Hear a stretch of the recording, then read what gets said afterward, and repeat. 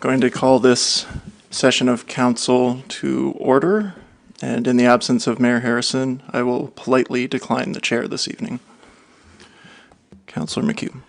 Yeah, with this news, I'd like to put a motion on the floor. I'd like to nominate Councillor Jim Ellier. He's got a wealth of experience at chairing meetings and also having been the deputy mayor for a number of years. I'd like to nominate him to chair the rest of the meetings for tonight.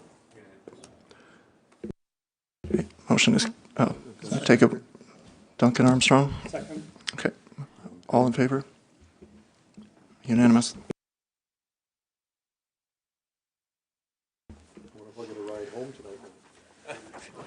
Be kind. Thank you very much. Appreciate your confidence. Okay, without further ado, I'm going to ask if there are any disclosure of pecuniary interests before we go into closed session. None noted. Thank you very much. So at this time, I will ask for a slight adjournment, and we will be back as soon as our closed meeting is finished. And okay, and then I'll ask for a motion to go into closed session, please. Councillor Armstrong, have a second. Councillor McHugh, carried. Thank you. All in favor? Carried.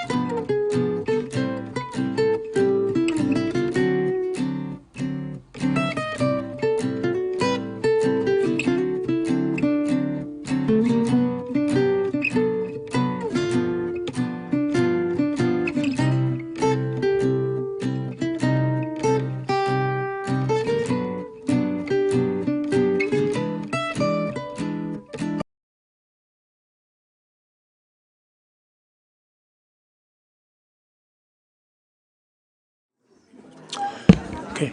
Good evening, everyone. I'm going to recall the meeting, and in the absence of Mayor Harrison, I'm Councillor Jim Allier. I'll be, hosting the meeting this evening or chairing it. And so, without further ado, I'm going to ask everyone stand for the Indigenous land acknowledgement, the national anthem. Then I would also ask, when you're standing, I would like a 2-minute remembrance of a dear lost businessman and great friend of the city, Eben James Sr., who passed away recently in his 100th year. So if you would do all that at the same time you're standing, please. Thank you. We begin this meeting by acknowledging that Quinte West is on Indigenous land that has been inhabited by Indigenous peoples from the beginning. We thank all the generations of people who have taken care of this land for thousands of years. Long before today, there have been Indigenous peoples who have been the stewards of this place. In particular, we acknowledge the traditional territories of the Anishinaabeg, Huron-Wendat, Haudenosaunee, and the Mohawks of the Bay of Quinte First Nation. This territory is covered by numerous treaties. We recognize and deeply appreciate their historic connection to this place.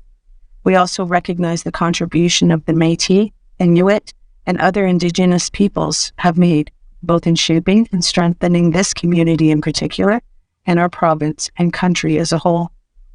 This acknowledgement serves as recognition of the contributions and historical significance of Indigenous peoples across Turtle Island and demonstrates our collective commitment to meet the promises and address the challenges of the Truth and Reconciliation Commission within our community.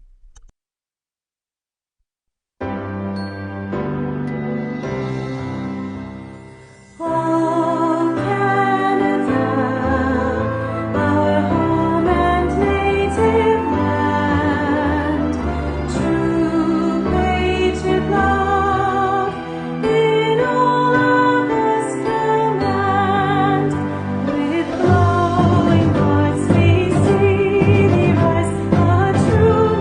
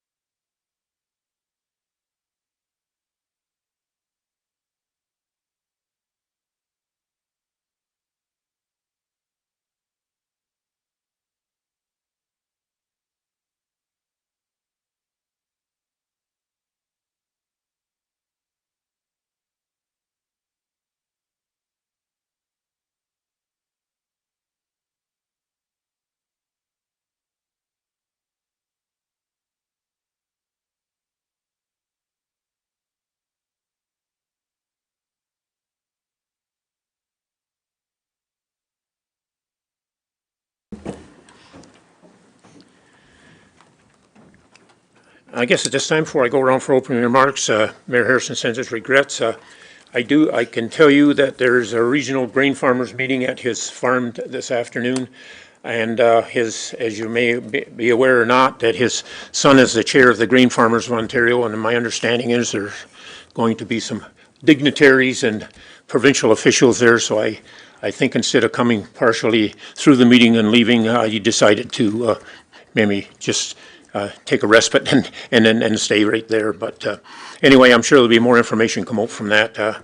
I do belong to the grain farmers, being one myself, but I don't sit on the board. But I was made aware of what's going to be somewhat taking place. So anyway, that's that part of it. And so without further ado, I will go around the table.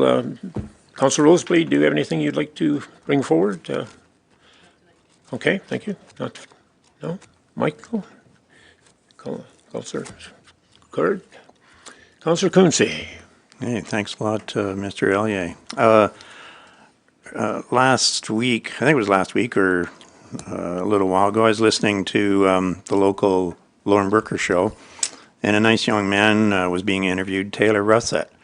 And during the interview, speaking of Mr. Harrison, Taylor Russett wanted to thank Mr. Harrison for his efforts when the Grind and Vine got kind of attacked a couple times, and Taylor specifically mentioned that Jim Harrison stepped up to lend a hand and help him out, and the military air base commander came to visit Taylor, and the Golden Hawks came to visit Taylor, but Taylor only mentioned Jim Harrison's name. The other people's names didn't get mentioned, but I just thought it was a great thank you from one of our citizens for some of the efforts that Mr. Harrison doesn't get much recognition for. But anyways, that was my comment. Thanks. Yes, and I did note, I did hear part of that program, but he did thank councils for their support over the years, and it's unfortunate, I guess he's going to close Grind and Vine, and whether somebody else will step up or not, I know it seems to be kind of a popular place, but we thank him for his, I guess, his patience and persistence, given the rough start he had. He did mention there's a new business going to be moving in, but they won't be open right away. I guess they want to renovate, and I guess we'll hear more in the coming weeks. We'll stay tuned. Councillor Armstrong, Councillor Stedo. Yeah, thank you, Mr. Chair. Just wanted to mention that there's been a lot of activity going on in Quinte West this past month and a lot of different events. I won't go through the list, but I just want to say kudos to our staff, the events team, and to the different business owners, et cetera, that have really come out to help support some of our community groups.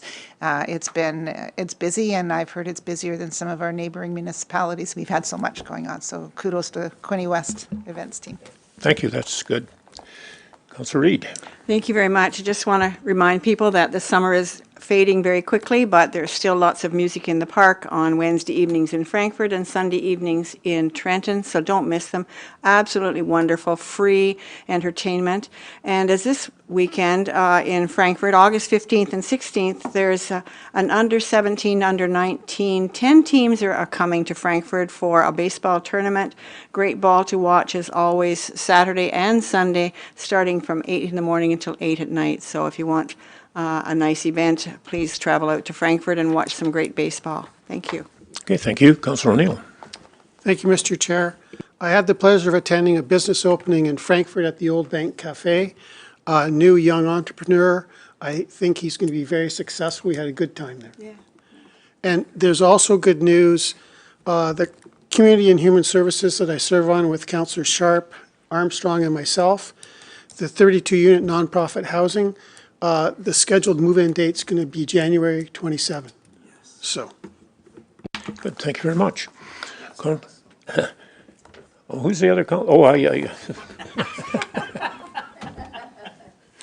Councillor McHugh, you get the last kick. Thank you, Chair. Yeah, I just want to mention next week, get out and support the farmers. Next Wednesday and Thursday is the Hastings Plowing Match. Is on the Denier's farm. That's north of Belleville on Highway 37, right in the Plainfield area. So there's always lots of activities, lots to see and lots to do. So again, get out and support local farmers. As the mayor was here, he'd tell you don't eat without a farmer. So thank you. Okay, thank you very much. Staff have anything that they want to bring forward at this time, or announcements that maybe we forgot or whatever? But okay, if there's something come up, we'll certainly keep our ears peeled for later. Okay, without further ado, we'll get right into the agenda. Do we have any disclosure of pecuniary interest, general nature regarding anything on our agenda this evening? Seeing none, thank you very much. Could I now have an approval of the agenda as presented? Councillor Reid, Councillor Sharp. Any questions or comments? All in favor? Carried, thank you. Now I'd ask for a approval of the minutes and a resolution that the minutes of the regular meeting held on July the 15th be approved, and further the minutes of the closed session of council being held on July 15th be approved. Motion, Councillor Roseblade, Councillor Casilvas. Any questions, comments, errors, or omissions? Seeing none, all in favor? Carried, thank you. We now move into delegations and presentations. Our first delegation is Christina Krong, Executive Director of the Quinte West Youth Centre, will address the Mayor and Council to present an update on the activities of the Quinte West Youth Centre since spring 2026. Please come forward, please, and welcome. Thank you very much.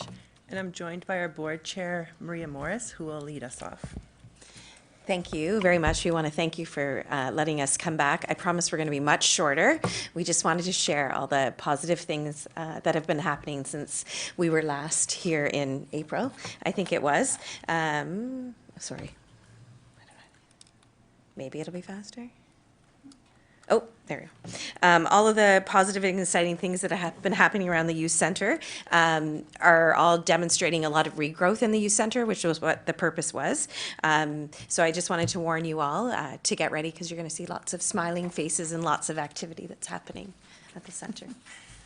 Thank you, Maria. I'm Christina Krong. It's really a pleasure to be here before you again this afternoon. So thank you, councillors, for having us, and to Mayor Harrison in his absence today. And we also give thanks to all the staff who work so tirelessly for the city.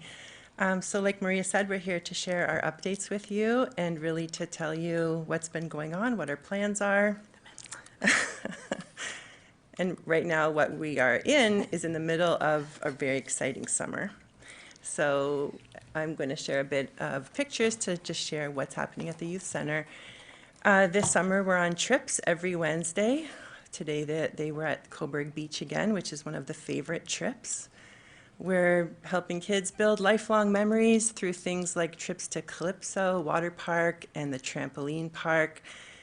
And then at the center, there's lots of activities going on, like our music program, for example, where kids are singing, they're learning to play a ukulele, and we've had our first coffee house in June, which was open to the public, so kids could share with their families the skills and the creativity they've been engaging in. Visual arts, lots of exciting paintings going on, and of course many special guests have come, including United Way's Days of Caring. The volunteers made a huge impact on the center this spring, and the Children's Mental Health Services outreach team is another example of the many people who've been coming into the center to support and offer programming. So again, it's about youth building friendships, creating lifelong memories, and then of course getting the support they need, because there's a lot of needs that they have. And so, as you all know, we don't need to tell you, but there is lots of needs in all of our local communities. And the Youth Center is a way that we are reaching out to the youth in our community and supporting them in many ways. Here you can see some of the needs that we are seeing impacting our particular youth that are attending on a daily basis. As a result, that's why we've been having people like Children's Mental Health and lots of different guests from community organizations, including Youth Reach, come on in and work with some of our youth and help them develop those lifelong lessons that are going to get them through the next few years. We've even been setting up some trauma-informed training that's coming for our staff, our volunteers, and our board members, so that everybody's feeling more equipped to support our youth, because it's not an easy task at hand. This next slide, this is the exciting part. We want to make sure that we're celebrating all the things that have been happening in 2026. So we've been open for 118 days. Like, as you can see, we've got 103 different youth attending the center, which that's what totals up how many visits, meals served, snacks served. We are making an impact on the youth in our community, and that's huge to share. And I know Christina's going to share this, but I want to share this because this has been like a dream for us. But we're now also open on Saturdays and supporting the youth on Saturdays, and we're hoping to continue that throughout the fall too, because one of our goals was to be open when schools aren't open, and making sure that we're giving students a safe spot to go. Sorry, but I always wanted to be open on Saturdays. We are. Yeah. So this kind of gives you a little snapshot of the programs that we've been running this summer and will continue into the fall. And there's a little snapshot there of some of the special events and guest speakers who've been coming by. When we came in April to present to you, we took to heart the feedback that you presented to us. And so today, we don't have any requests today. We wanted to let you know annually, like, what's the status of the youth center, what's the progress that's been happening.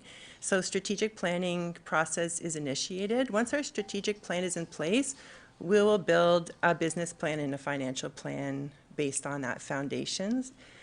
Our ANCA review was done. Our bylaws are in compliance. We have new policies in place that will be going onto the website for transparency and accountability.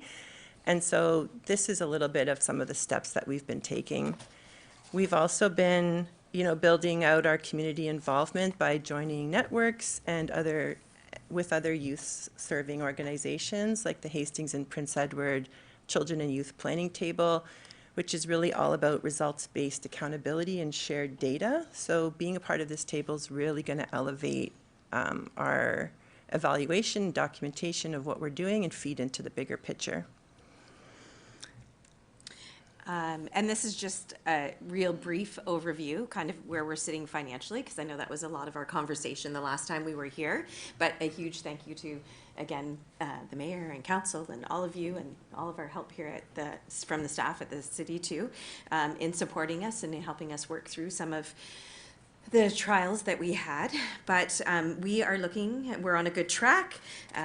It's only August and our revenue is looking really good. I know in terms of our expenses, it still looks like we have lots there, but we have still have $55,000 that we received from the Parent Foundation that we haven't spent yet, in terms of the grant that we got from them. And then of course we have salaries as well. But we are in good shape.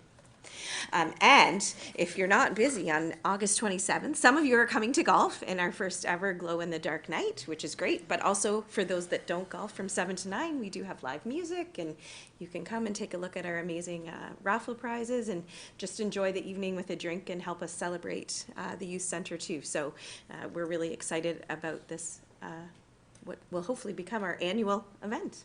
Mm-hmm. We've had lots of community support for this.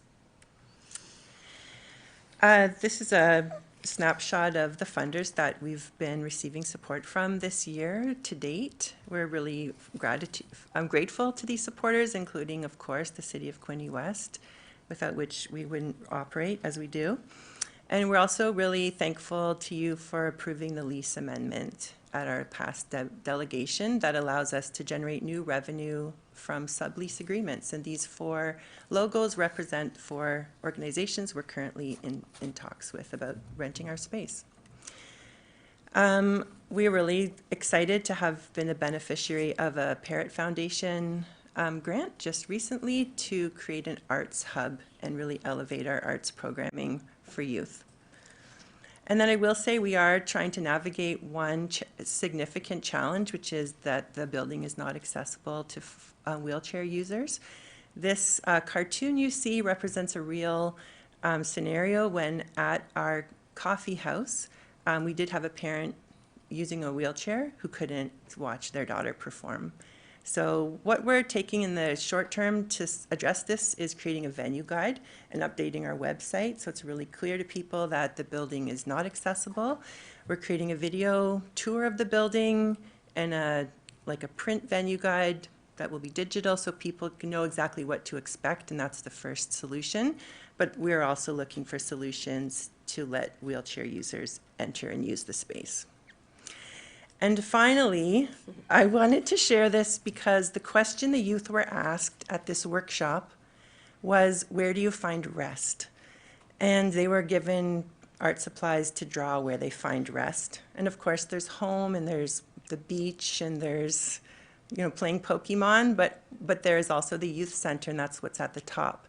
And so I just wanted to leave you with this visual image of this really beautiful space that, yes, it's noisy and joyful and loud, but it's also a place youth are coming to find rest and find supports. So thank you for your support and for accepting our delegation today. Okay, thank you very much. Any questions or comments from the, and I'll start over here. Councillor Roseblade, we'll go around the circle here. Thank you. Through you, Councillor Allier. I just want to say thank you for everything you're doing. It's so wonderful to see you came here and we had asked, like, what's your plan moving forward? And I know you missed out on some grant opportunities, and it was, I was 100% supportive of, the helping hand we gave you as far as the rent and the facility goes. So thank you so much for taking it and expanding on it and continuing with this, because it's so important to our community. So thank you to everyone at the Youth Center. Okay. Anybody else? Thank Councillor you. Kosovis? Thank you. Thank you for the presentation. Just so the public's aware, maybe they can lend a helping hand. What types of donations do you take? I'm just thinking gently used books and still in good condition, or gently used sports equipment. Are there others that they could perhaps drop off? Absolutely. Clothing in good condition, books in good condition, food, non-perishable food is welcome. Back to school supplies and art supplies and musical instruments. We are very open to receiving donations, and also monetary donations go a long way as well. Thank you. Okay, Councillor Carr. Thank you, Mr. Chair, and echo Councillor Roseblade's comments. Certainly, I thought of the previous ask as a ask for a hand up, not a handout, to kind of make up for lost time, and obviously, that will avail itself more so. But hearing good news and seeing the finances there improving, certainly positive, and the subleasing, getting that new revenue stream sounds really good, and looking at accessibility improvements. So thank you for the update. It sounds like things are going well. Okay, thank you very much. Councillor McHugh. Yeah, thank you, ladies. Again, it's easy to tell that you're excited about your job. You're very bubbly, very enthusiastic here, and I'm sure that spills over well into the job that you do. So thank you very much. I do have a question. Now, you talk about alumni and the age out. What is the age that they age out at? And is there follow-up for these? I'm sure they don't all just walk out the door one day and don't need your help or some support of some kind. I love that question. Once they turn 19, they've aged out of the program. Lots of them come back to volunteer or come back to visit, but I think we can do better. And I think that, the definition of youth really lots of times is going to 29, depending on where you are. So I think one of the future things I'm thinking of is, how do we support older youth? Do you recommend them to go to some other agencies? Do you, before they do age out, if you see they need a food insecurity, a home insecurity, or a mental problem or something, is there a program there that you can sort of steer that way, knowing that eventually you won't have control of them? It's happening informally right now, case by case, based on the youth workers and how they know a certain youth. But I think I'm really hearing like there's an opportunity for us to create a program and create a package for those youth aging out. So that's locked in now. Thank you. And I think part of that informal process too is like connecting them with some of these youth, as they're starting to age out. They maybe haven't achieved all of their education. So connecting them with places like Loyola so they can get connected and possibly finish their education, because sometimes it doesn't hit them till later, right? We're all on a different path. And then, we've had guest speakers come in, talk to them about financial you know, how to manage their money, and some of them want to be entrepreneurs, and, you know, one of them starting his own little cleaning business. And so we've been supporting them in ways like that. So I think, while it's not formal, I think Yeah. we're doing it, but maybe we need to Right. formalize it a little Yeah. bit more. Yeah. Councillor Neil? Thank you, Mr. Chair. Maria, I agree with you. I think it's awesome that they're open Saturdays when the schools aren't open, because that is really important as far as I'm concerned. And at the end of the school year, we even had a couple PA days where we had kids in there, so it was really good. Yeah. Okay. Councillor Reid, comments? Congratulations on your wonderful programming and your thoughts that you're looking ahead as to how you can improve things. And I think it's wonderful, the program you are. Thanks for sharing and bringing all your things to me. I know the children are benefiting, and it gives them a safe place. So thank you. Thank you. Councillor Stedel? I just want to say congratulations, the financial plan is coming together for you, and that's great. And it's been wonderful to see with so many of the events that we have around the city, which is also good to make sure you're doing the connections. The programs are really good. I see you've got, like you talked about, the one with the budgeting, and they're open on Saturdays. Is there somewhere that people should be going to make sure that they're seeing some of the new things that you've got instead of just when you're coming here? Yeah, our website is www.qwyc.ca, and I'm really trying to beef it up and give a lot of information about our programs there, as well as our social media. And the kids will be out at the soccer tournament this weekend. Yeah. They've Fun organized fest. the event, actually. Yep. So the kids are running the events, and the adults are kind of just stepping back and supporting. So we're excited about that. Okay. Councillor Armstrong? I sit on the Quinte West Board of Directors as the representative for the City Council. I want to first of all mention that that board is outstanding. It's an eclectic group. They bring a lot to the table, and I think that's why the progress has been moving along the way it is. They've got a connection now with the Care and Share Food Bank. We've set that up. They just send us a grocery list, or you can go pick it up, personal care items. The museum, or the Arts Hub, which the Part Foundation provided us with a lot of money, and there have been some donations already. I was talking to Mr. Mullen, saying that the lending library in Sterling, for example, they have also instruments that they can give away. So we're pursuing that to help, you know, fill that room with equipment. The plan is to make a studio, band center, whatever, turn kids into DJs, what they want, and it's going to be outstanding. The old mini golf that was down at Centennial Park, we've located that, and the plan is to put it on site possibly next year at the youth center to provide an activity there, but also for the public to stop in. Recently, the fire department was moving a shed for you folks. That was really nice. That was a training night for the boys, correct? Correct. And then the alumni, right now you have one working for you, Haley Yeah. Borden, Yeah. and that's Two outstanding. Two alumni working for us. Right. And then as for trying to make, rent out the properties, we've talked about ideas of using one of the rooms for birthday parties. People are always looking for a place to have birthday parties.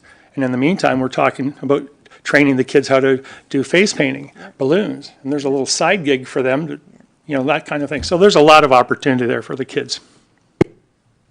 Okay, thank you. Councillor Quinte, please. Congratulations. You proved me wrong. That's not hard to do. Keep on doing it. It just takes a little bit of determination. Always. You can go far with some determination. Councillor McHugh, one last. Yeah, I'd just like to ask staff, do we have sort of information on our website? Anybody goes to the city website, they can be referred to the youth center?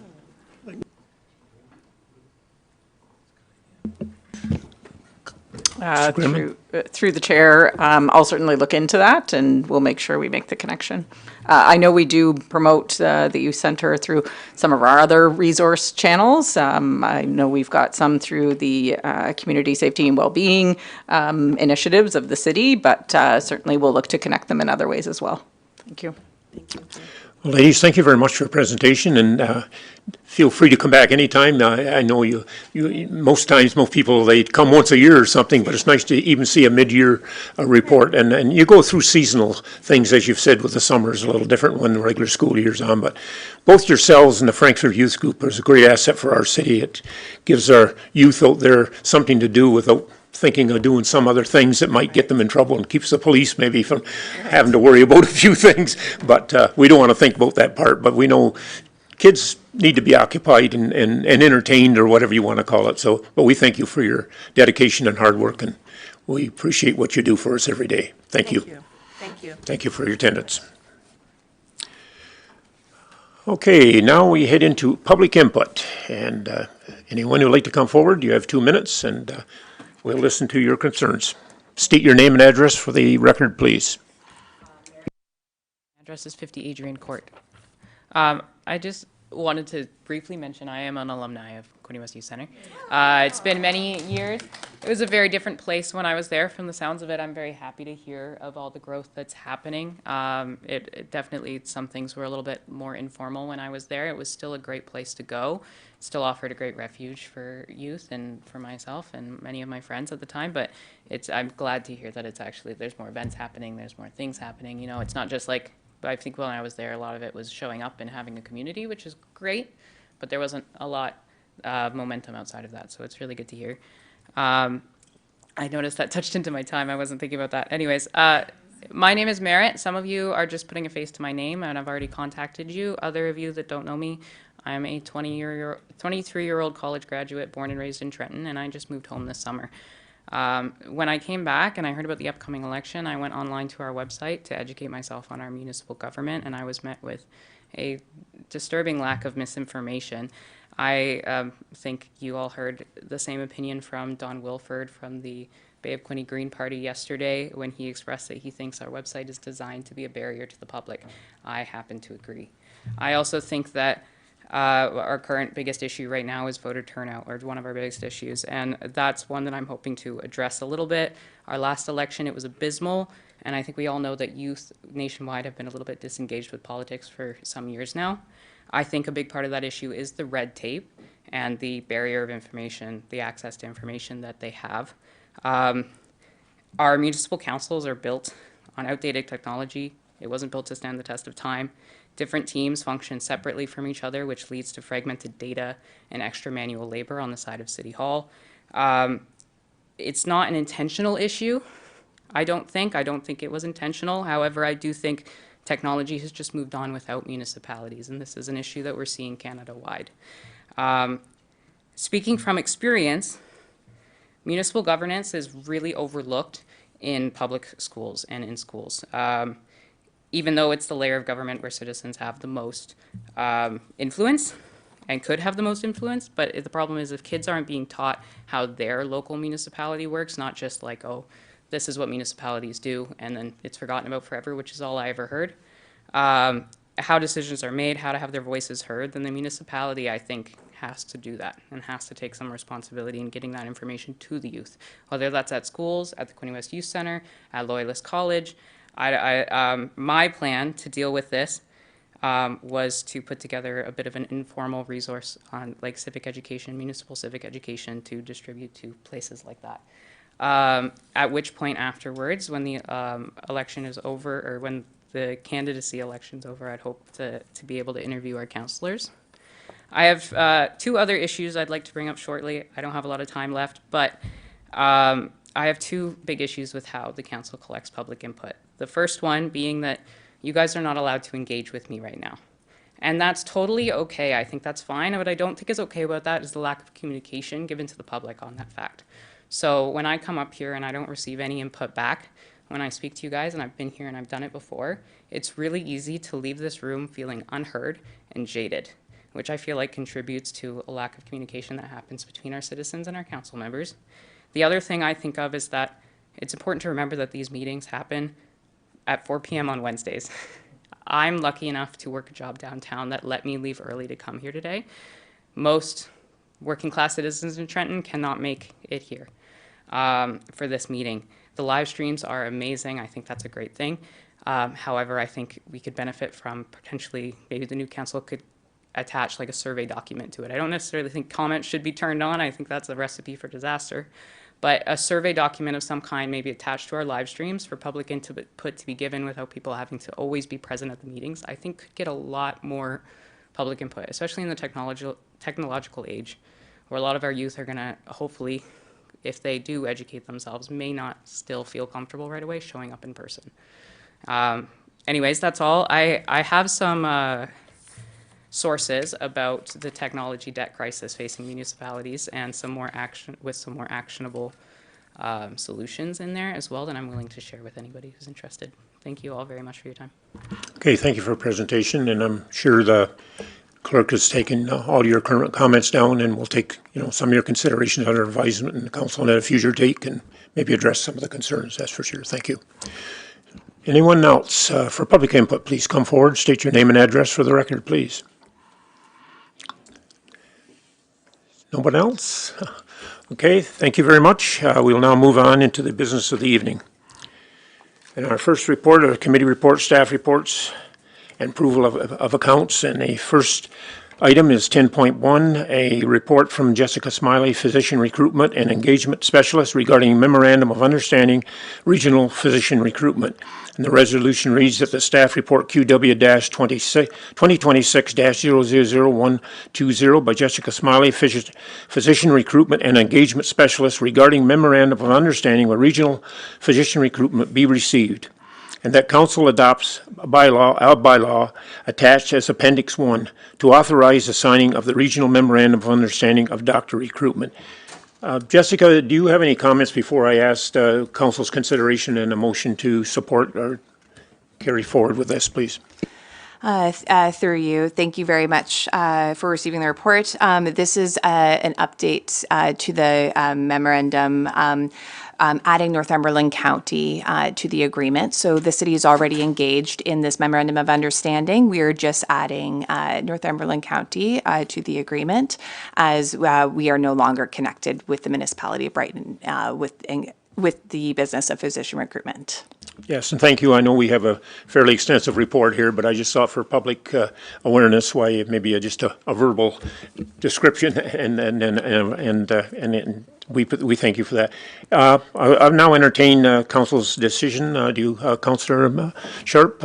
Yes, I'd move the recommendation. Okay. Thank you. Councillor Boyce seconds it. Any questions or comments from the city councils?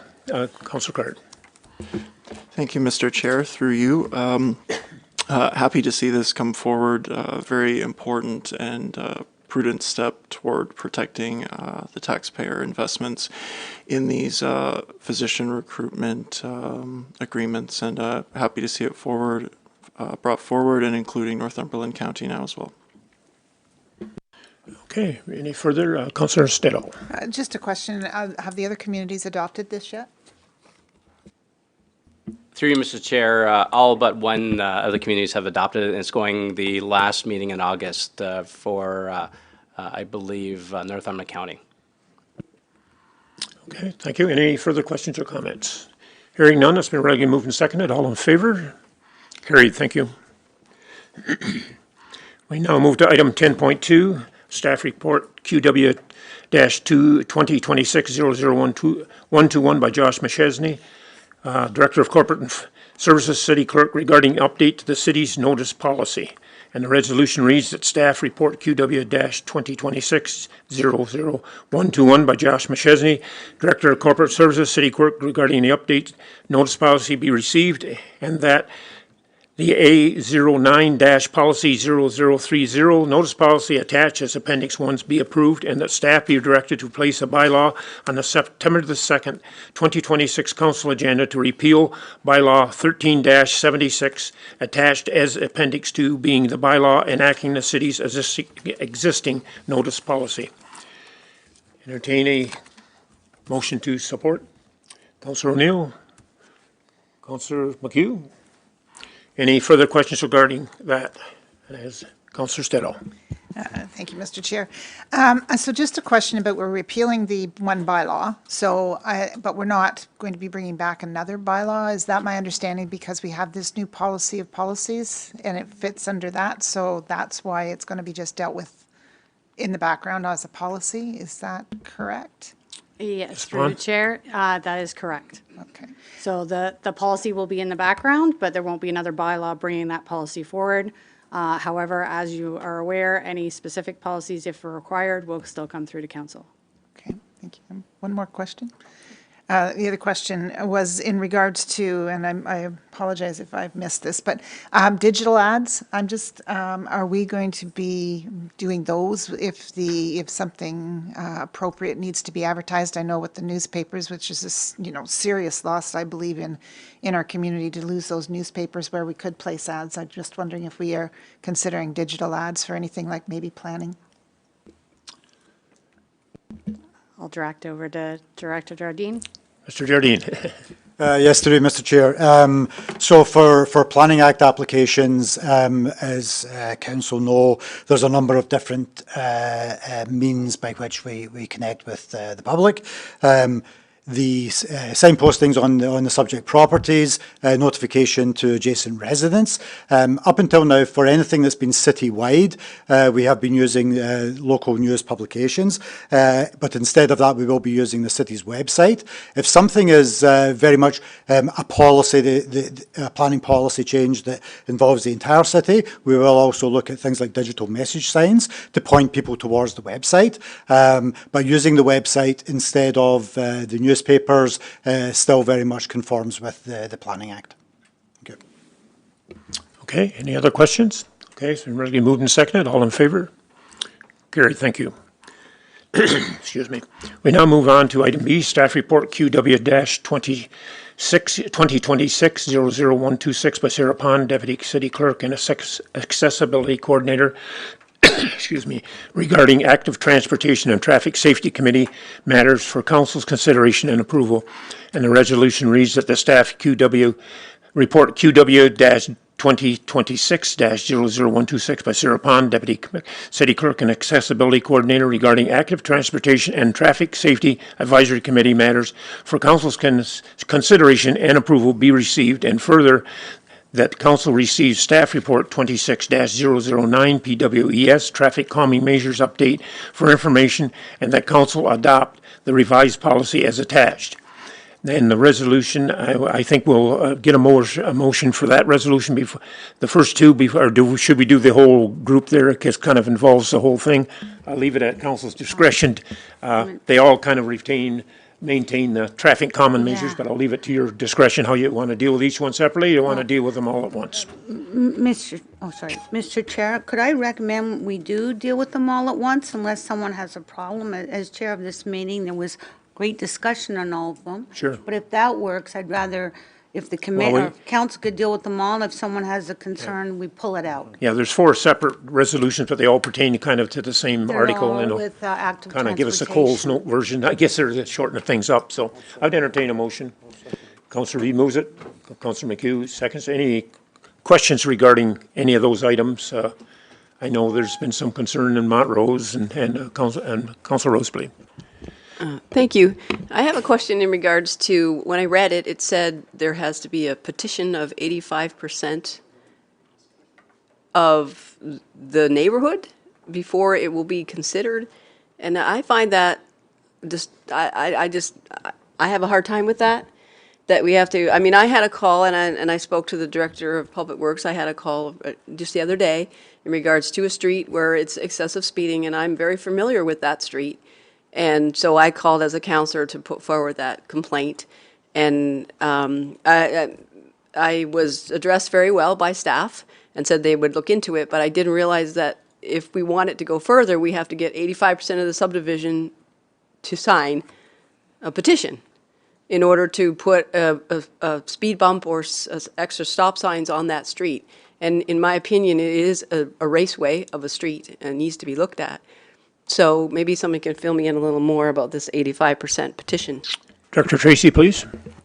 Through you, Mr. Chair, we were, again, much discussion on this item. We were trying to align it with the the speed limit review process. So that's where that was mirrored to.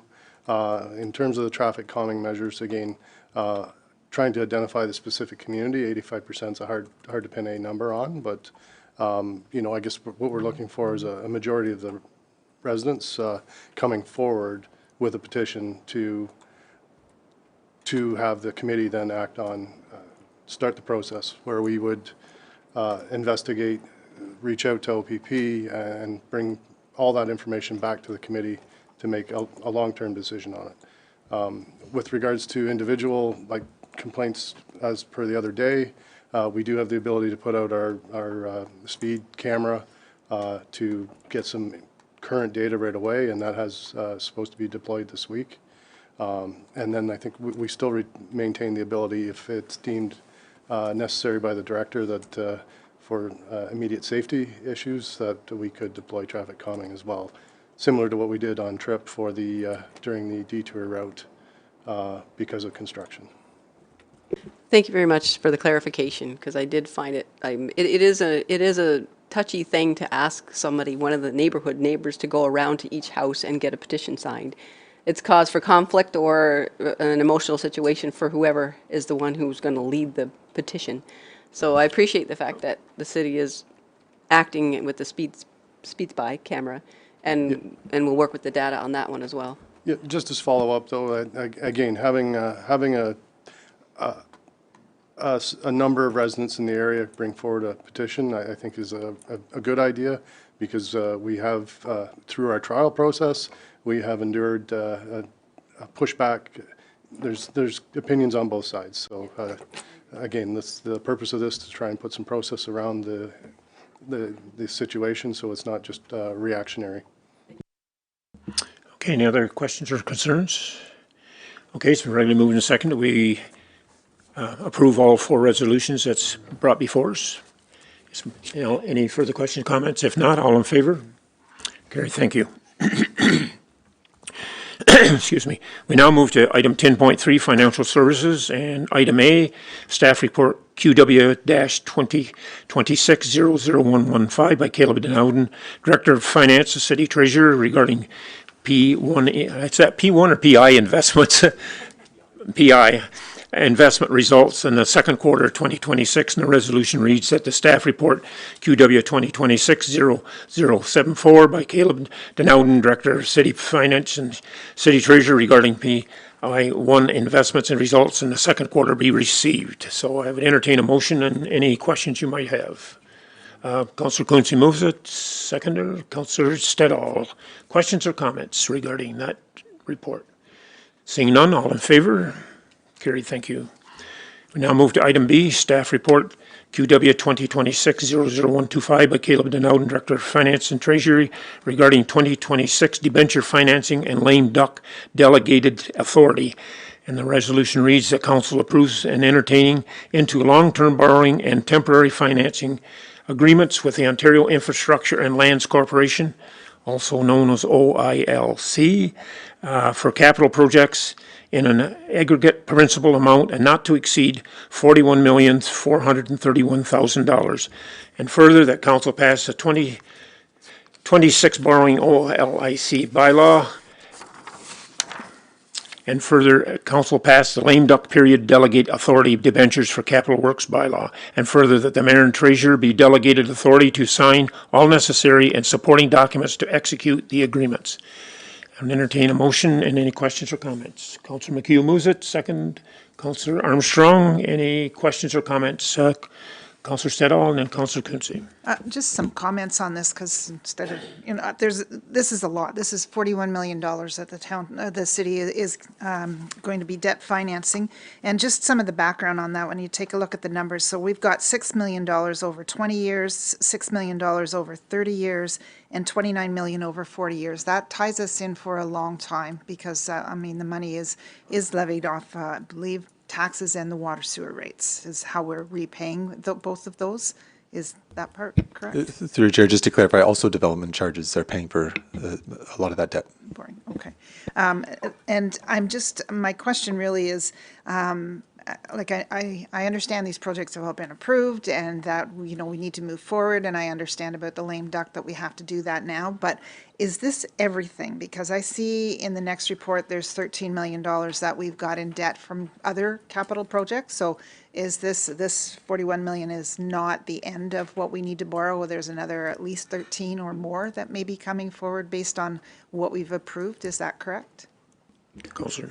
Yeah, through Chair, there are other projects in the current approved capital budgets that would have to come forward. I'll give an example also of the County Road 40 bridge. With that not being tendered yet, we didn't go to OILC yet with the amount needed for that debenture. So there are some projects we've held off on, but yes, all of the projects have been approved in our previous capital plans, but there are a couple that will be coming later. Final question. So are all of these 13 completed, or are they close to completion? Through your chair, yes, both. We have some completed and some anywhere from 10 to 50% through the process, whether they're tendered or in construction, and so at various stages. The reason we're doing the debenture now is because we get a better rate potentially by putting these all together, or is it just there's another whole business of processing, I understand, and it's easier to tie all the projects in together, but is there also, is that potentially that we saved money by putting it all together? Through Chair, I wouldn't say we would save any money. The interest rates OILC gives don't depend on the value of the loans. I would say it's more just administratively looking at how much we need, looking at our cash flow, and dealing with it cohesively in bunches. But no, there's no better rate we received because of them going at one time. Okay, Councillor Clunstein and Councillor O'Neill. Thanks, Chair Allier. So this work has to be done. We've been planning it in some cases for a few years, because if we don't grow, then we're going to have some other problems. And this is certainly adding to the city's debt, but this is a good thing. This is my opinion that I think we're able to get this work done to have our city grow. We need housing.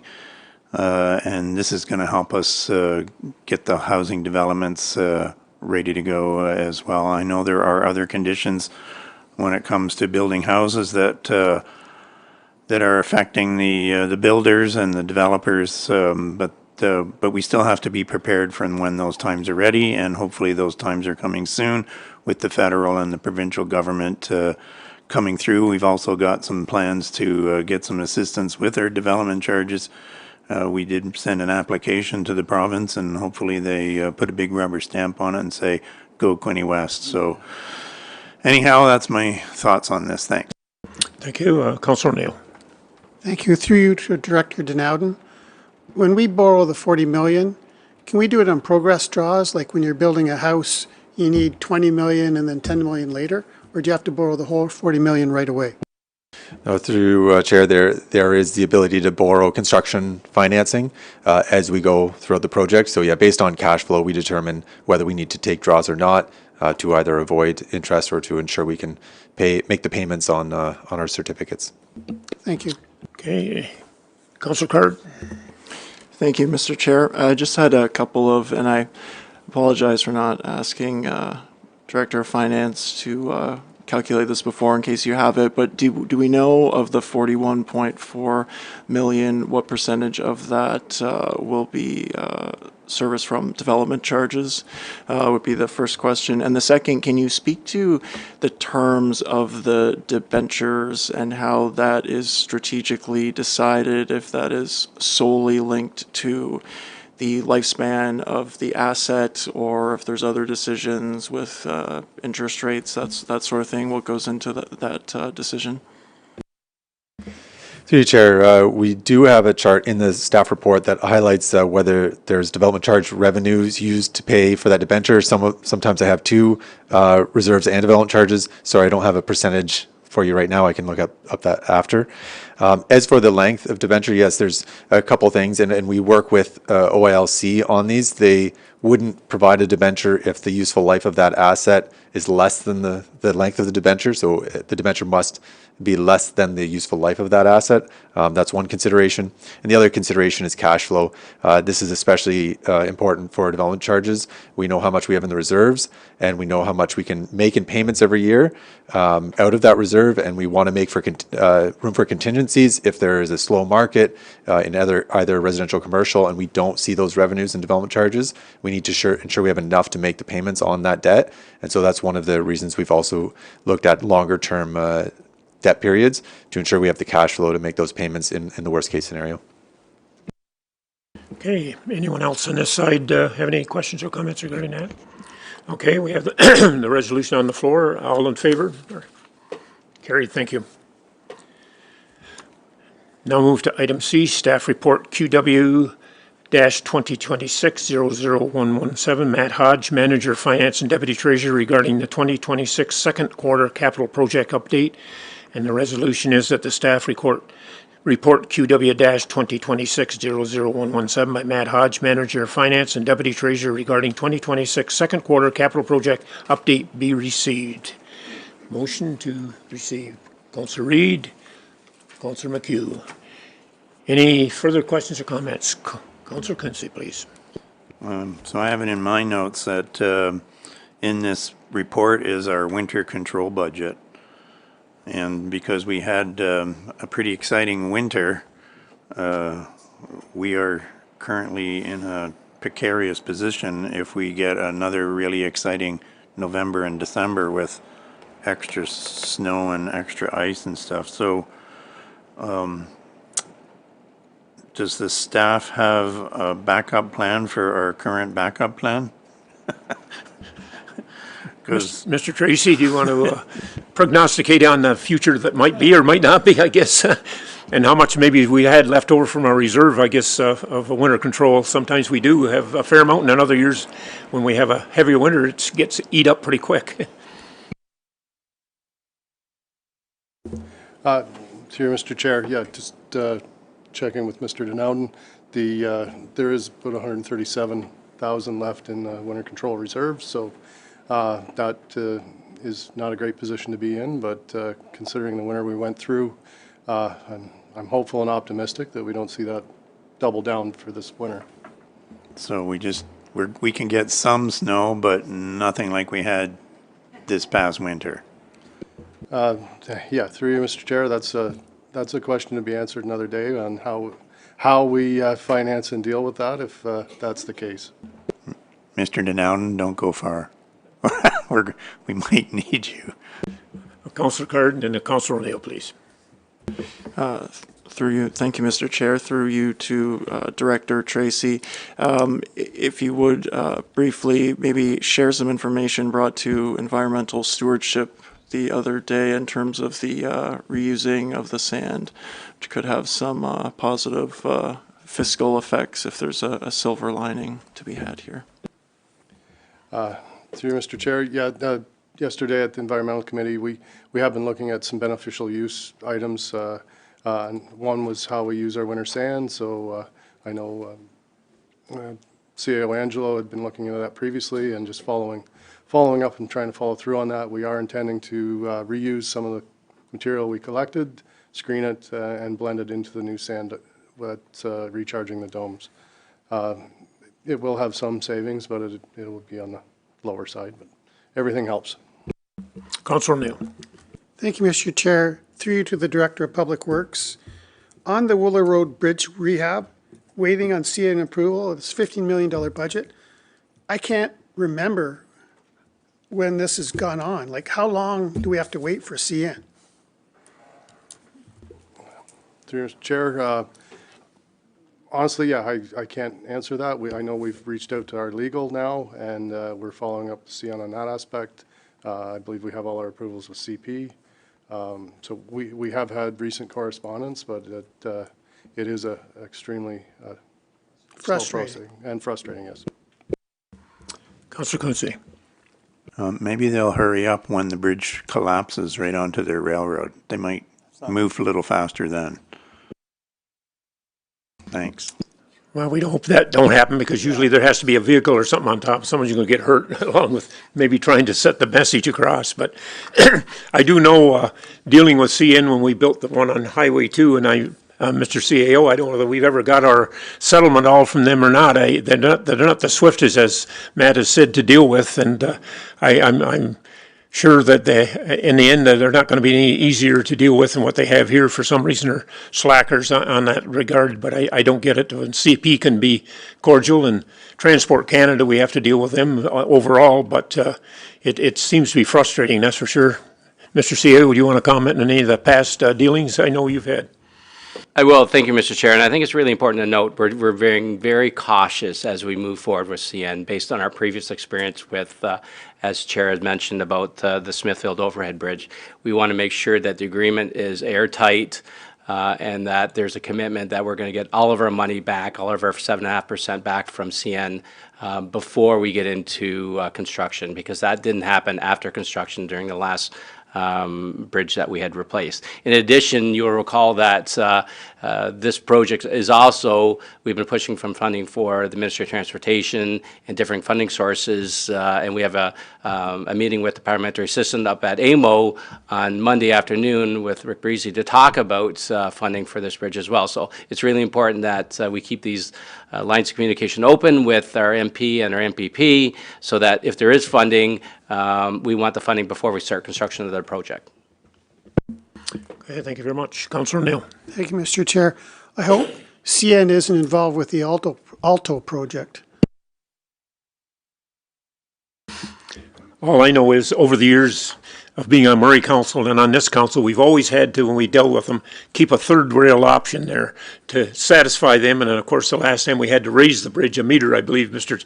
CAO, to satisfy their concerns too. I don't know whether this one's going to have to be raised or not. I hope there's clearance. Other than that, we're going to have to raise the approaches the same as we did the other one. But I don't think we got down to that design. But I do know there was different stipulations they don't mind throwing at us. But anyway, that's, I guess, always in the play. Currently, right now, CN has signed off on the design. It's just a matter of formalizing the agreement with them. And like I said before, we want to make sure it's an airtight agreement, and that's why our solicitors are involved now to make sure that after we go to construction and we finalize the costs, that we do get our full 7.5% from them. So. Okay, well, we'll leave that one to a question mark for future dealings. I guess hopefully it'll be sooner than later. But anyway, we have a resolution on the floor, and if there's no further questions, all in favor? Carried, thank you. We now move to item D, staff report QW 2026-00118 by Matt Hodge, Manager of Finance and Deputy Treasurer, regarding 2026 second quarter city operating update. And the resolution reads that the staff report QW-2026-00118 by Matt Hodge, Manager of Finance and Deputy Treasurer, regarding 2026 second quarter city operating update be received. We have a motion, mover and a seconder, and any discussion. Now, Councillor Roseblade, Councillor Sharp, second. Any questions or comments regarding that? And the information is set out in your agendas. So if no further questions, all in favor? Carried, thank you. I'll move to item E, staff report QW-2026-00119 by Matt Hodge, Manager of Finance Deputy Treasurer, regarding 2026 second quarter water and wastewater operating update. And the resolution reads that staff report QW-2026-00119 by Matt Hodge, Manager of Finance and Deputy Treasurer, regarding 2026 second quarter water and wastewater operating update be received. Mover and a seconder, and any questions? Councillor Reid, Councillor McHugh, any questions regarding this report? Seeing none, all in favor? Carried, thank you. Now move to item F, staff report QW 2026-001127 by Melanie Mazur, Manager Purchasing and Risk Management, regarding 2026 second quarter purchasing status and non-standard purchasing updates. And the resolution reads that staff report QW-2026-01127 by Melanie Mazur, Manager of Purchasing and Risk Management, regarding 2026 second quarter purchasing status and non-standard purchasing updates be received.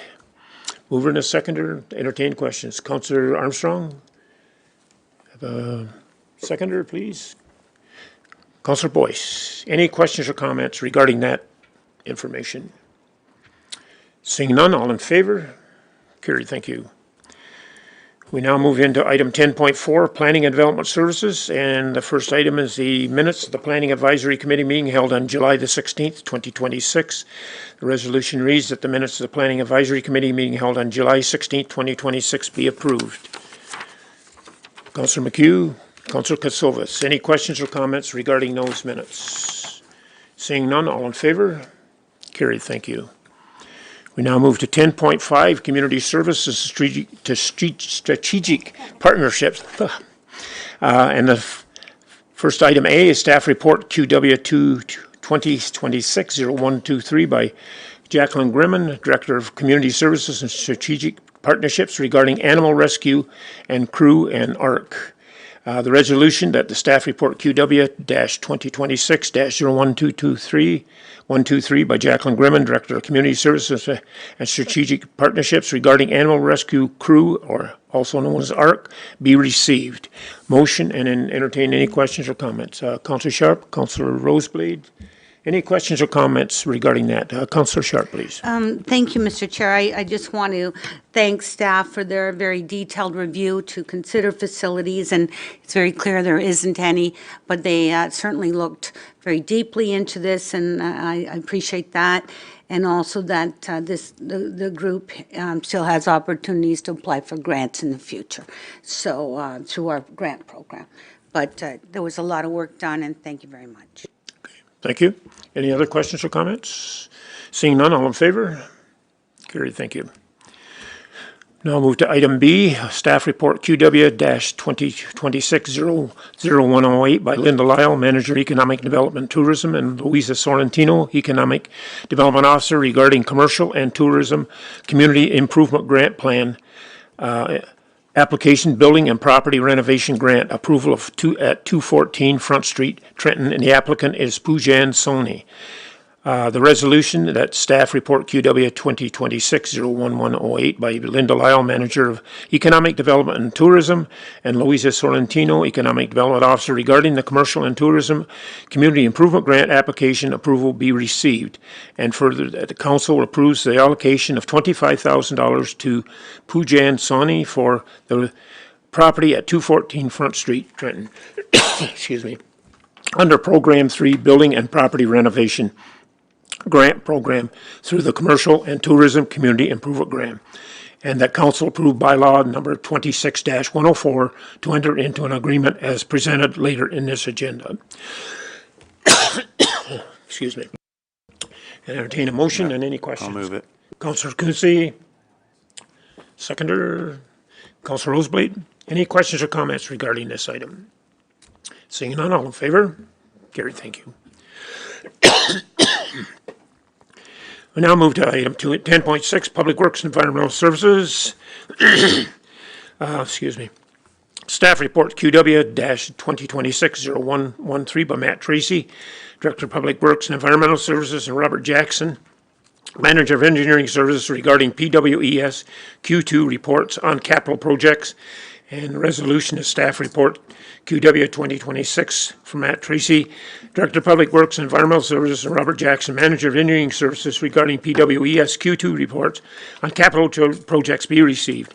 Entertain a motion. Any questions you might have? Excuse me. Councillor Quinte moves. Seconder. Councillor Reid, any questions regarding those projects? Councillor Quinte and then Councillor O'Neill, and then we'll move this way. When it comes to painting stop bars, I'm looking to see if we can get the stop bars painted again at the very western end of Leicester Road, where the intersection of Ridgeview, I think it is, and Gregory are, just to assist with the motorists to remind them that they're supposed to stop there, please. Through you, Mr. Chair, I'll just provide some clarification on that. The long line painting was completed, but the stop bars and all these symbols have yet to be done. So the contractor, we're waiting on them to come back and do all that work yet. So we have received a number of complaints about us thinking we missed it, but we're just working to get our contractor back on site to finish that work.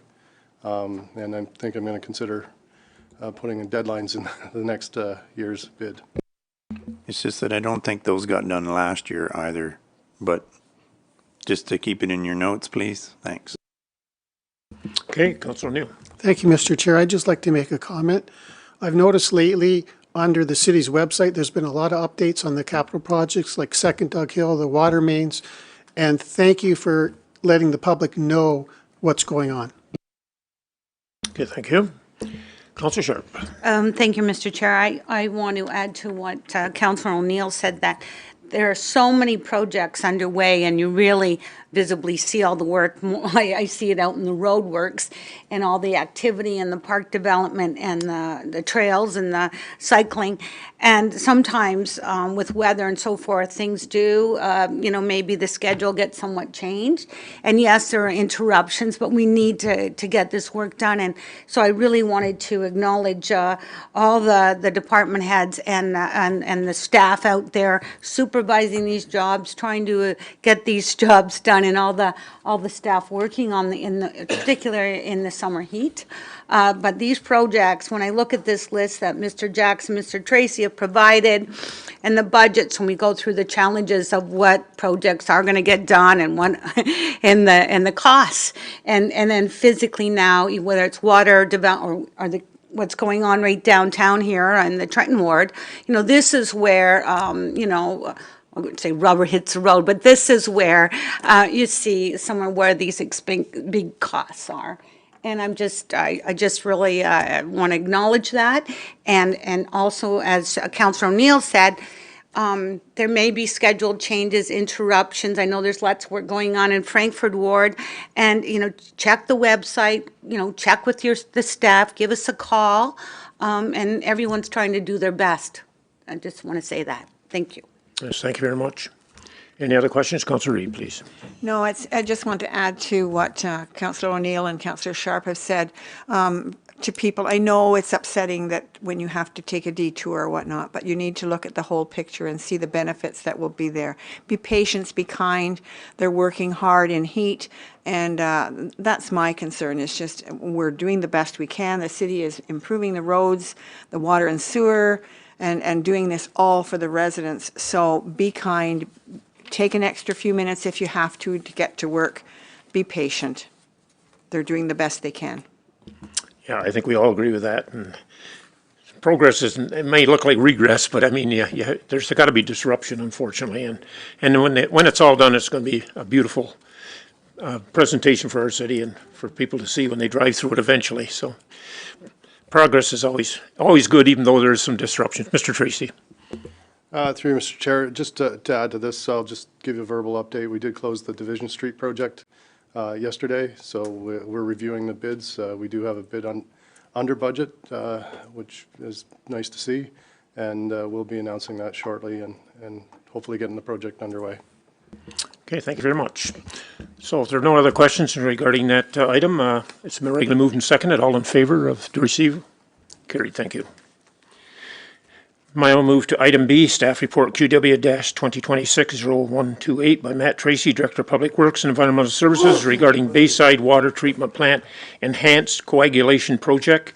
The resolution reads that staff report QW-2026-00128 by Matt Tracy, Director of Public Works and Environmental Services regarding Bayside Water Treatment Plant Enhanced Coagulation Upgrades be received.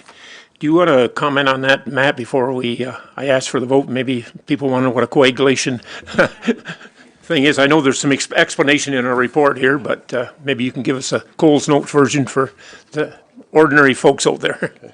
Yeah, through you, Mr. Chair. I guess the purpose of this project, and again, I apologize, this has been going on since we started looking at this in 2018. Originally came to budget in 2022. Again, there's been some setbacks through pandemics and so on, but anyway, the main point here is haloacetic acids is an unwanted byproduct of adding chlorine to the water. It bonds with natural organics compounds within the water source itself. So the purpose of this is, in simple terms, is to lower the pH with a sulfuric acid in the treatment. Lower the pH, it makes the coagulant that we use work better, which helps settle out the organics. Then it goes through our treatment process of settling and filtration. Then we have to add another product to increase the pH prior to adding our chlorine to disinfect, and then becomes treated drinking water. So just this process optimizes. We've done some jar testing and pilot studies on it. We've had it peer reviewed. But unfortunately, the original project and the scope is very similar. It's just the original budget estimates back in early 2020 that got carried into 2022 were not good. I guess that's the easiest way to say it. So we've had a look, and we've put some options there to reallocate funds. And again, the reallocation of the funds are from, there's two projects at the Bay side. This is treating with the haloacetic acid side removal, the enhanced coagulation.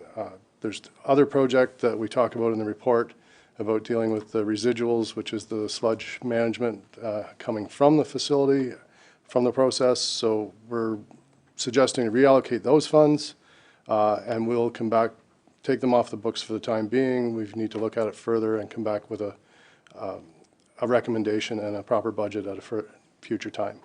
And then the other funding source was the water main lining and rehab project.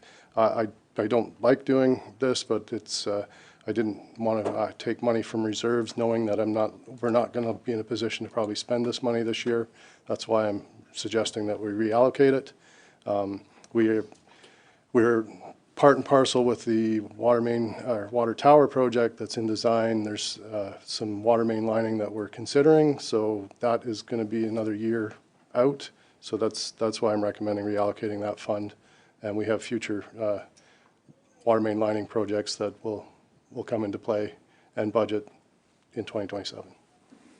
Okay, thank you. And I guess my question is this coagulation thing, is this just to this water plant, or are the other ones, I guess, a different setup maybe? And yeah, through you, Mr. Chair, yeah, it's just this water plant that needs that treatment assistance. The others are meeting the requirements. Okay, thank you. That's just needed that for clarification in case there was something else to look forward down the road maybe. But anyway, I need a mover and a seconder for this to receive. I'll move it. Moved by Councillor Quinte and second by Councillor O'Neill. Any further questions or comments from the committee? I'll go with Ms. Stedall first, Councillor Stedall, and then Mr. Quinte. And this is a very non-technical question, but just so I know, because I've had this, does that mean that my water won't taste so chlorinated some days? Potentially, it could have changes to the taste, but I'm not going to guarantee that. It's not just made my neighbor's assets. Sometimes you fair turn enough. the tap on, it's very. Councillor Quinte.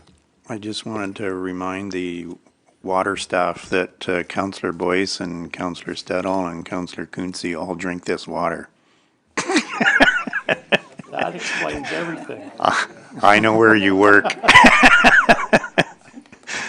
I know your team will take care, because they've been doing a fantastic job ever since I got on council. Water is extremely important, and there are other people that would actually like to be added onto this water plant, and this water plant has capacity to take on more customers. So hopefully in the future we can add even more users to this water plant. Thanks. Councillor Card. Thank you, Mr. Chair, and through you to Director Tracy.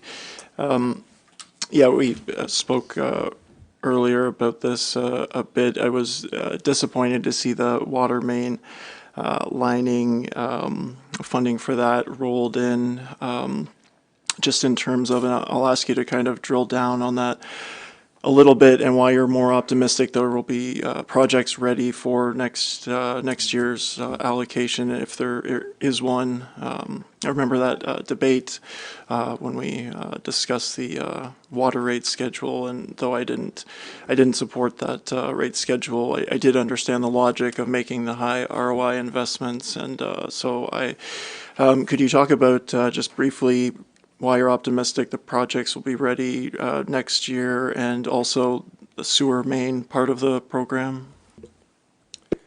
Yeah, through you, Mr. Chair.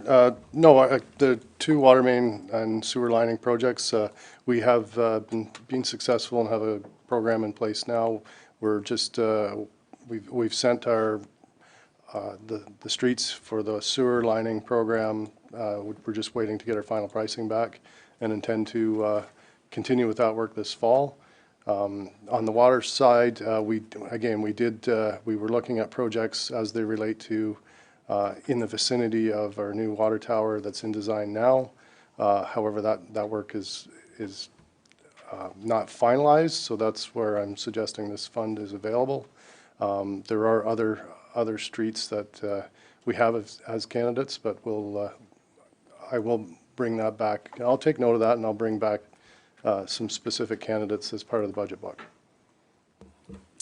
Okay, any other questions? I didn't mind turn my page over, and there's a couple more parts to that I'll read right now. And that council approved the reallocation of funds from Bayside sedimentation tank projects in the amount of $766,000 to the BWTP Enhanced Coagulation Project, and further that council approved the reallocations of funds from the Bayside decant system project in the amount of $476,658.55 to the BWT Enhanced Coagulation Project, and that the council approved a reallocation of funds from the water main lining and rehabilitation project in the amount of $800,000 to the BWTP Enhanced Coagulation Project. So I apologize for not reading the rest of those, but anyway, it's been regularly moved. Do we have any furthermore questions regarding any of that? And I'm sure it's going to come back, as Matt says, with further information probably down the road of what's going on there. So having seen no more questions, all in favor? Carried, thank you. We now move to correspondence and council's decision, and the first decision item is 11.1, Fusion Fest, Saturday, September the 19th, 2026, municipal significant event. The resolution reads that the council declare Fusion Fest, September the 19th, 2026, an event of municipal significance to obtain a special occasion permit from the Alcohol and Gaming Commission of Ontario, also known as AGICO. I would entertain a motion. Any questions or comments? Councillor Boyce, Councillor Sharp, questions or comments, please? Seeing none, all in favor? Carried, thank you. Now move to proclamations. Item A is the first proclamation is the Equity and Diversion Inclusion Advisory Committee, City of Quinte West, requesting council proclaim August 19th, 2026 as World Humanitarian Day in the City of Quinte West, and the resolution reads that council proclaim August 19th, 2026 as World Humanitarian Day in the City of Quinte West, and further the Quinte West sign and Veterans Skyway Bridge be illuminated in the color red on August 19th, pending no scheduling comments, or conflicts, I should say. Moved by Mrs. Councillor Reid, Councillor Boyce. Any comments regarding that? Seeing none, all in favor? Carried, thank you. Move to item B, proclamation submission received from the Equity and Diversion Inclusion Advisory Committee of City of Quinte West regarding council proclaim August 31st, 2026 as International Day for People of African Descent in the City of Quinte West, and the resolution reads council proclaim August 31st, 2026 as International Day for People of African Descent in the City of Quinte West. And further, the Quinte West sign and the Veterans Skyway Bridge be illuminated in the color red or green on August 31st, 2026, pending no scheduling conflicts. Councillor McHugh, Councillor Card, or any further questions or comments? All in favor? Carried, thank you.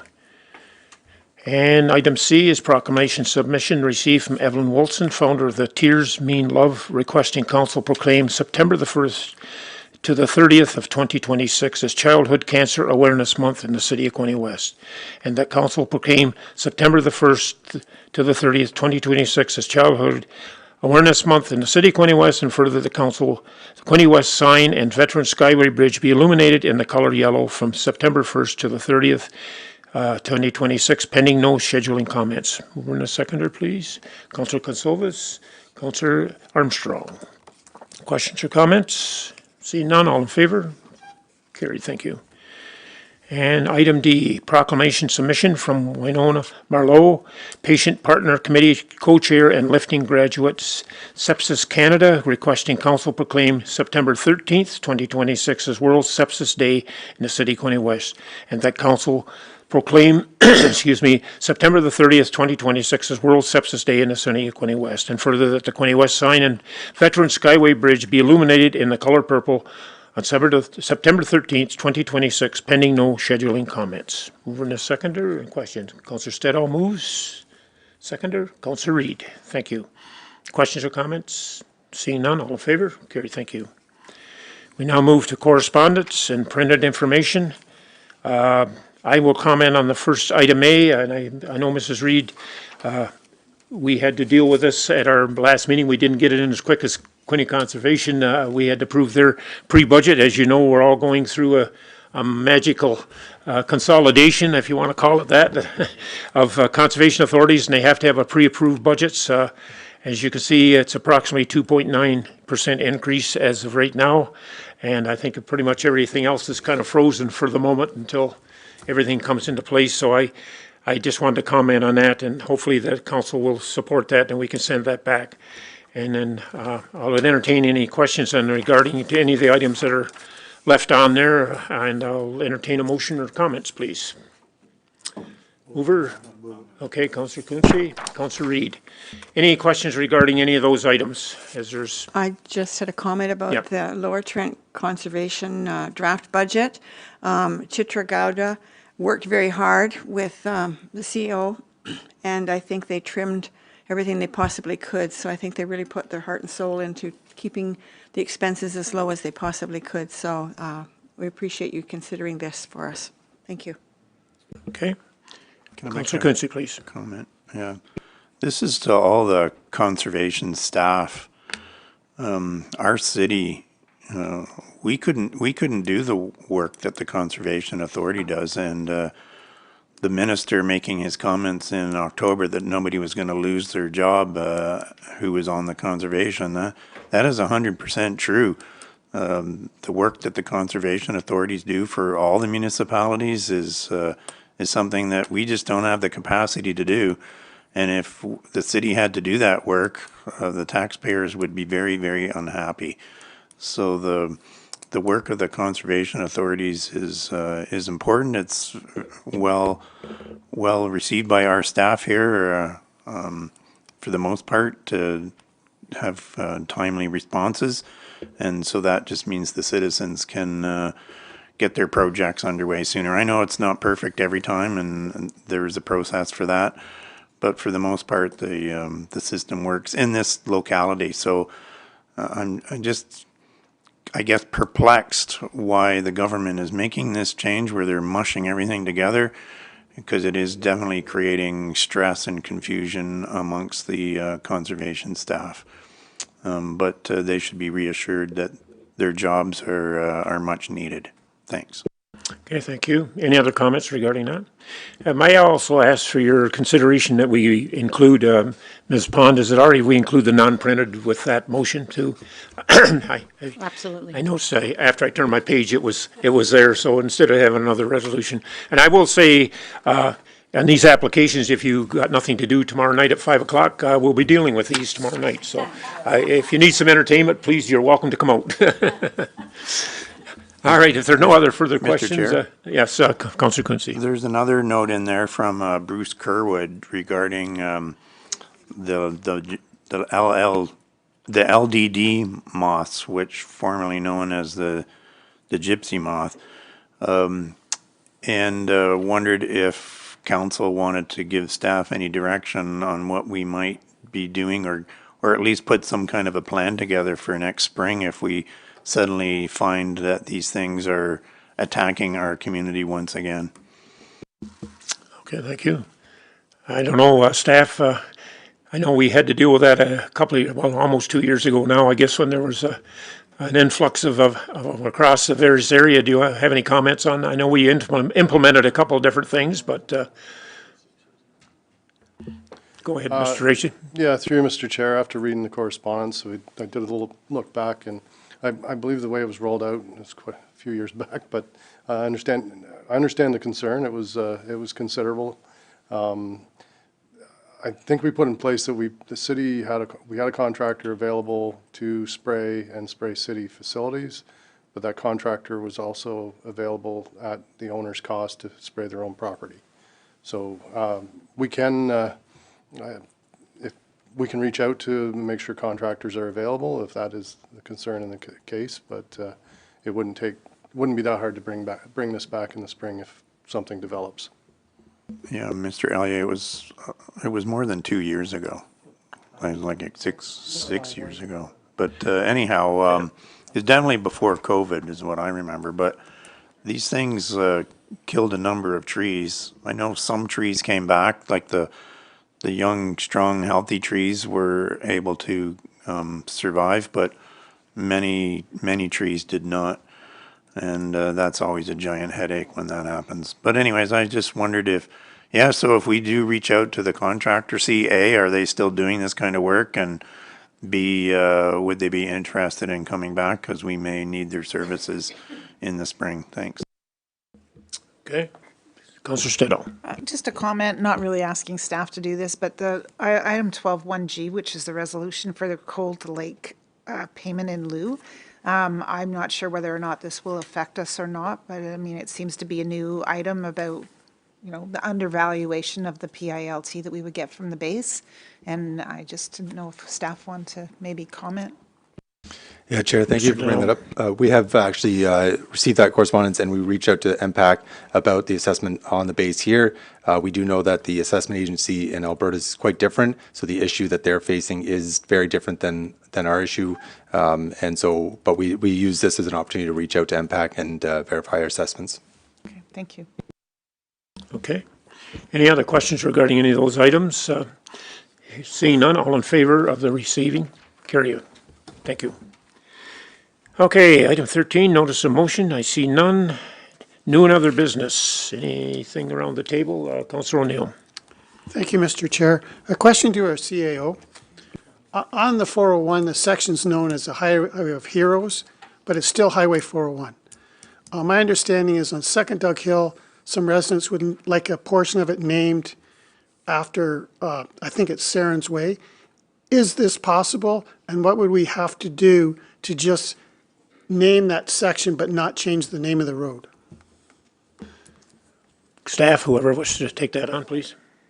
Through Mr. Chair, I believe it's probably a staff report, but I believe that's left with us already to look into because the issue came up, I believe, last fall or early this spring, and we need to bring that back to council, so we'll look into that as well. Thank you. Okay. Anything else under new business? Councillor Stedall. Just a quick question. Again, it doesn't have to be for today's, but the OMPF grants, I guess, were announced down at Prince Edward County last week, I believe it was. This is the annual funding that we get. I just wondered, it doesn't have to be tonight, Caleb. I didn't mean to put you on the spot, but I'm wondering if our number is up or down from last year, or from 26 to 27 for the budget. Yeah, Chair, let me get back to you on that. Any other questions or new business? Councillor Armstrong, please. On August 20th, it's going to be the 10th year anniversary of the tragically hit concert that was in Kingston. And at the time, Director Jacqueline Grimmin was very, very instrumental in that. And I just wanted to salute her and ask if she's involved in that 10th anniversary at all. Or even tell us a little bit about what took place. Thank you, through Mr. Chair. I appreciate the comments. Yeah, I know the City of Kingston, in collaboration with its partners, Tourism Kingston and the BIA there, have been busy preparing a number of anniversary events that can all be found on the city's website. And yeah, I think I just encourage everybody to check that out. I think Director Grimm is being very, very humble. Well, we won't go any further. I'll leave that with you. Any other new business to be brought forward or questions? Okay, we'll move on to bylaws, item 15. And we have several there, and I would entertain a motion to receive all those bylaws and any questions or comments you might have. Moved by Councillor Roseblade. Councillor Card seconds it. Any questions or comments regarding any of those bylaws? Seeing none, all in favor? Carried, thank you. We now come to item 16, the confirmation bylaw. Mover and a seconder, Councillor McHugh, Councillor Card. We won't ask any questions on that. That's pretty straightforward, I think. And then comes the hard part, the adjournment. Could I have a two for motion? Councillor Reid, Councillor Boyce. All in favor? Opposed? Oh, 100% guarantee. Thank you very much, everyone. Appreciate your support, and thank you, staff. Have